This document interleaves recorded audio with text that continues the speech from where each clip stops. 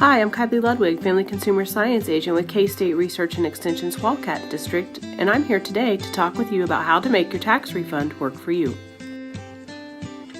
Tax season is here. How are you planning to use your tax return? Using your tax refund to pay off a bill is a great financial decision to start off your new year. Sometimes deciding on what to pay is the hard part. Planning ahead before you even have that return in your hand is the best way to start using your money. The following ways are some options for you to make your money work for you.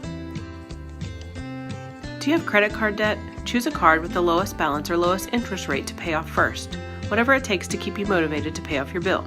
When that's paid off, roll that money onto the next bill. Stick to your debt payoff plan. It's hard work, but the feeling of success when you're debt-free is a great feeling.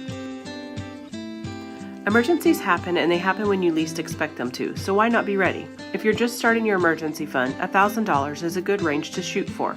It would cover a good amount of tires, a new fridge, or a hot water tank. Is $1,000 too steep? Any amount to start with will help ease the feeling of being in a situation when you need cash and you need it now. Do you have all of your debt taken care of and an emergency fund established? Think about investing.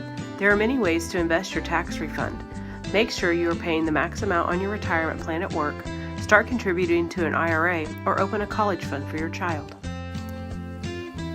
However you plan to use your tax refund, think it through. Make your 2018 financial goals now and work toward reaching them throughout the year. Amaze yourself by setting goals and then achieving them.